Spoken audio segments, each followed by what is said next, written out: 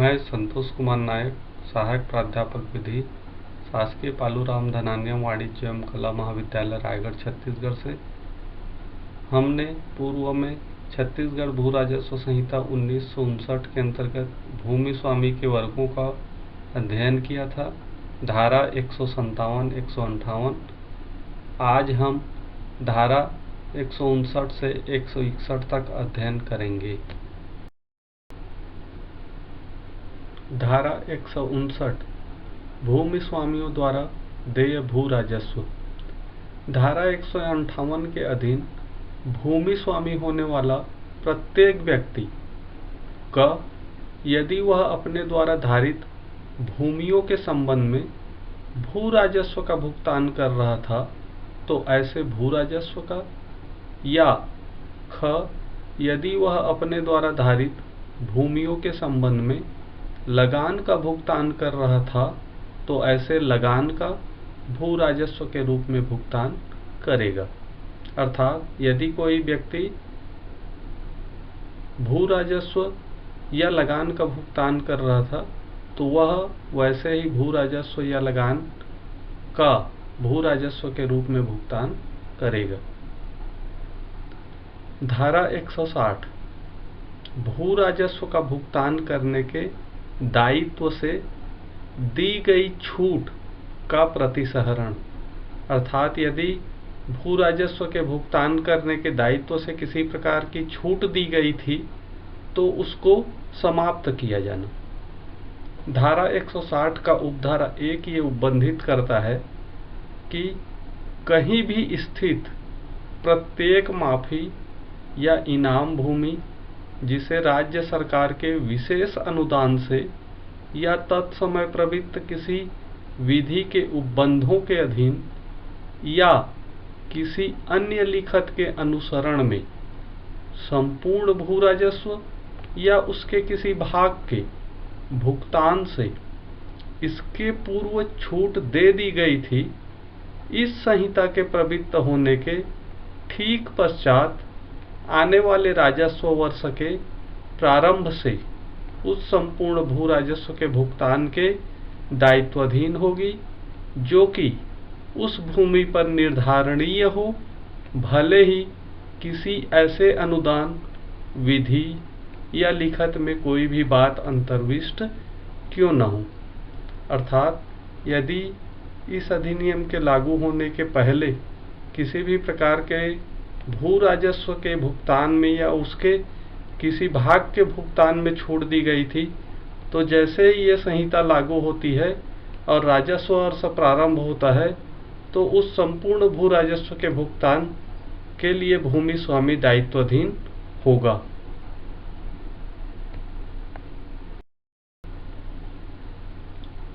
उपधारा 2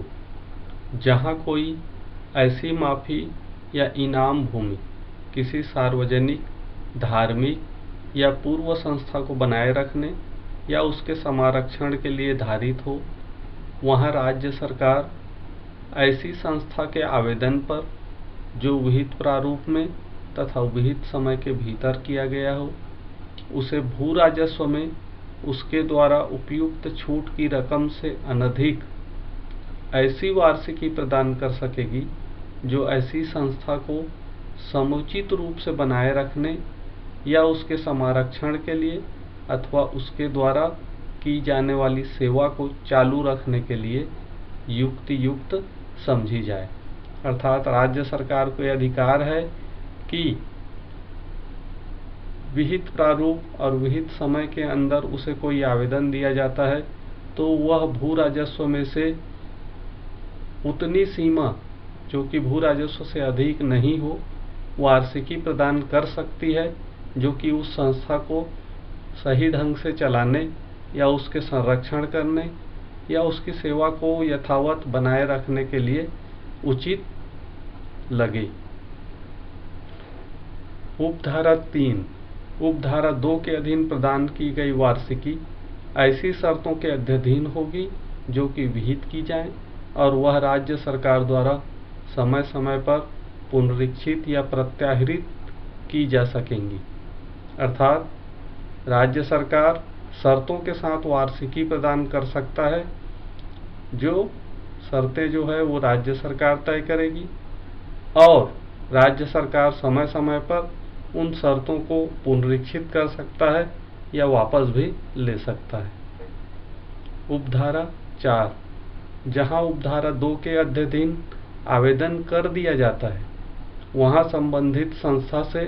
भू राजस्व की वसूली आवेदन का विनिश्चय होने तक के लिए रोक दी जाएगी।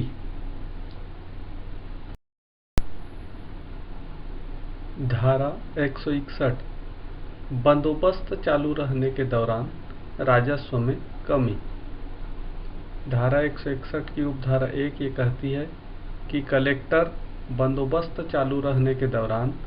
किसी भी समय भूमि स्वामी के आवेदन पर या स्वप्रेरणा से ऐसे नियमों के अनुसार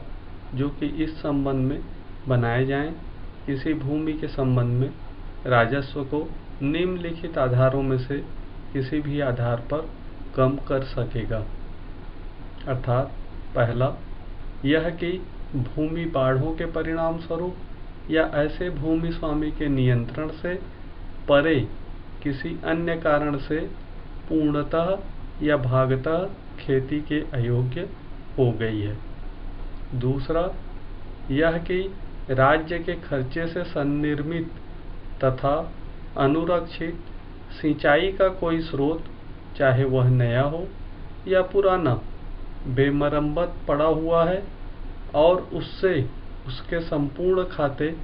या उसके किसी भाग की, जिसको कि राजस्व की बढ़ाई गई दर सिंचाई के कारण लागू कर दी गई है, सिंचाई नहीं हो रही है। तीसरा, यह कि सिंचाई के किसी प्राइवेट स्रोत से उसके संपूर्ण खाते या उसके किसी भाग की, जिस पर बढ़ाए गए भू राजस्व का निर्धारण सिंचाई के कारण किया गया है, किसी ऐसे कारण से जो भूमि स्वामी के नियंत्रण से परे है, सिंचाई नहीं हो रही है। चौथा, यह कि भूमि स्वामी द्वारा उस भूमि के संबंध में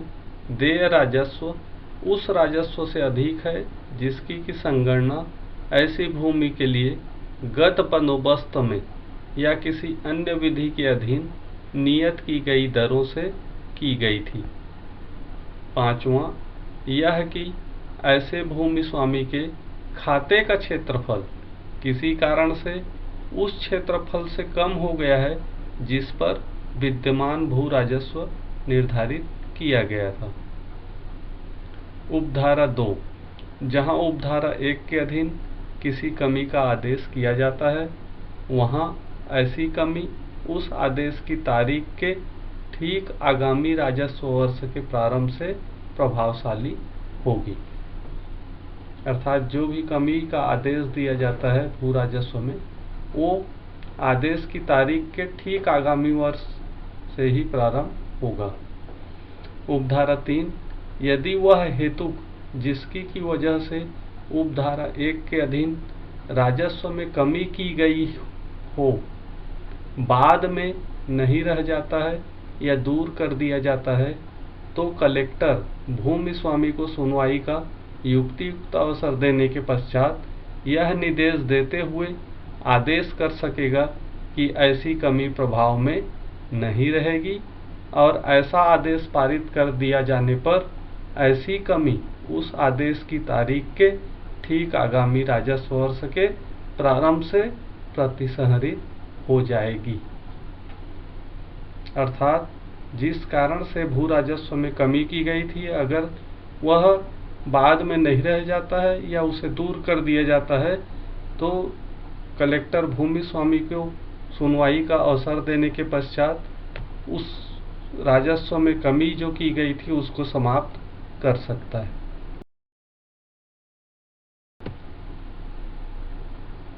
धन्यवाद।